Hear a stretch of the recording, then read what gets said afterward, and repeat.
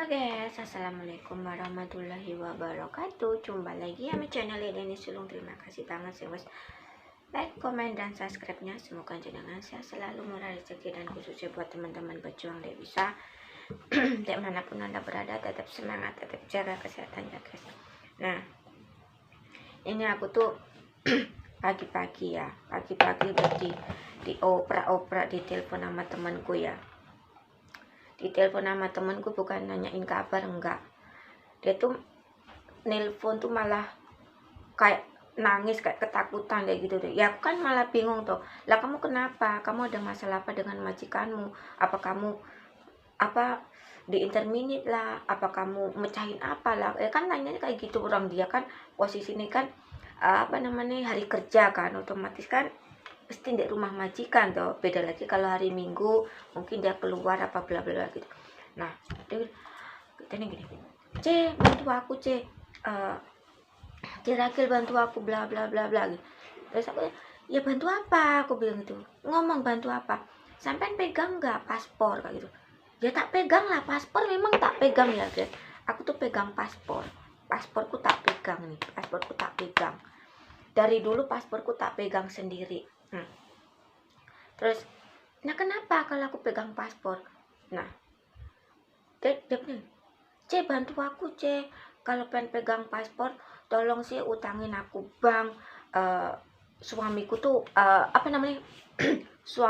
suaminya dia yang di rumah itu, dia tuh pinjem uang kayak di rentenir kayak gitu loh. Nah, terus nggak bisa bayar, maksudnya nggak tahu ya, nggak bisa bayar, terus mau disita kayak gitu loh. Terus suami ini itu pokoknya bisa nggak bisa minta kiriman dari sini, dari istri ini. Kalau nggak dikirimin, dia mau kayak mau minggat. Kalau nggak minggat mau burdir gitu loh, kayak gitu loh. Nah terus ya aku jawab, loh lah sing utang bojomu kok sing repot aku bilang gitu. Sing utang bojomu kok sing repot aku. Ya nggak bisa lah namanya dokumen. Ya kalau aku ibaratnya bantu yang lain mungkin ya agak-agak bisa, tapi kalau masalah dokumen paspor ini tuh nyawa kita ya guys. Jadi kita tuh nggak boleh sembarangan untuk minjemin dokumen kita, karena di luar sana banyak TKW mbak-mbak kejadian nih nggadein paspor, terus dokumen kita tuh dipinjem temen untuk di gadekan dek bank bla bla bla. Tuh jangan ya guys, jangan, karena paspor tuh adalah nyawa kita tuh nggak ngerti guys. Kadang majikan tuh unik, paspor dipegang sama kita, tiba-tiba dia nanya, paspormu matinya kapan? Coba dong aku lihat, kayak gitu kan. Coba dong aku lihat paspormu matinya kapan. Lah posisi paspor kita nggak ada, paspor digadekan. Lah kita mau gimana? Apa kita nggak kalang kabut? Tuh banyak kejadian kayak gitu. Nah pokoknya kita dikasih kepercayaan tuh kadang disepelekan kayak gitu loh, gitu. Makanya ada juga majikan yang nahan paspor, ditahan nama dia, sebenarnya paling dengan tujuan mungkin biar nggak dibuat utang bank lah, apalah inilah, mungkin kayak gitu.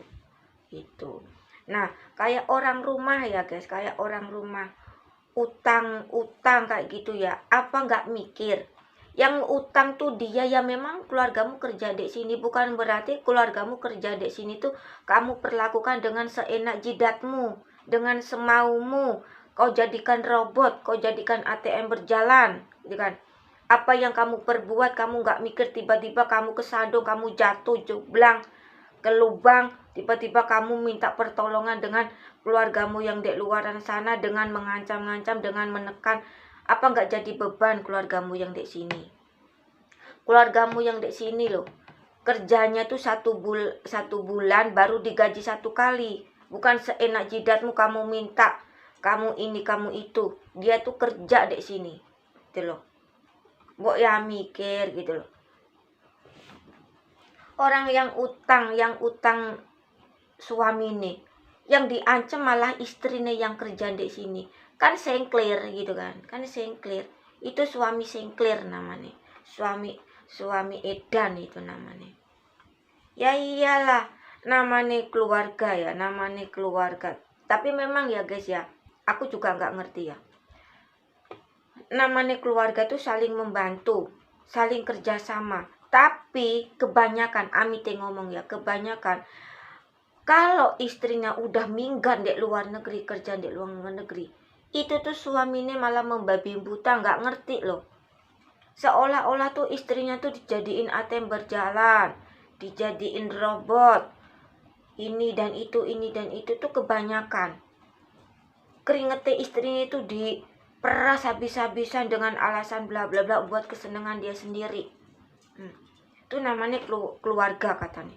Nanti kalau istrinya minggat, nah tuh nuduhnya aneh-aneh kayak dia yang tersakiti, padahal dia yang nyakitin gitu loh. Gitu. Ya aku jawab sama mbaknya, ya udah lo suamimu suruh bunuh diri saja. Aku yang ngomong kayak ngono to guys. Lah ngapa kita susah-susah? Lah yang sing utang lo bojo-bojone dhewe. Aku bilang lah memang suamimu tuh utang buat apa ya, aku nggak ngerti deh. Kalau udah nggak ngerti ya wes lo. Yang penting kamu setiap bulan kamu tuh nggak lupa dengan anak dan suamimu, kamu pasti kirim uang. Masalah dia utang buat ini dan itu ya wes, kamu berani ibaratnya berani berbuat ya berani bertanggung jawab. Jangan kamu berani berbuat tanggung jawab ning istrimu, kan goblok toh. Aku tuh wogel dengan orang-orang seperti itu gitu loh. Kayak istri ini tuh di sini tuh loh. Apa kamu tuh nggak kasihan, wahai orang-orang yang di rumah sana? Istrimu di sini tuh banting tulang. Wis pokoknya iki keringetnya diperes habis-habisan. Wis pokoknya kadang saya nggak kuat tuh sampai mentalnya lemah, sampai depresi. Apa kamu tuh nggak mikir? Jangan kamu mikirkan uangnya saja, gajinya saja yang gede, tapi pikirlah kesehatan istrimu, keadaan istrimu gitu loh. Jangan kau seenak jidate mentang-mentang istrimu tuh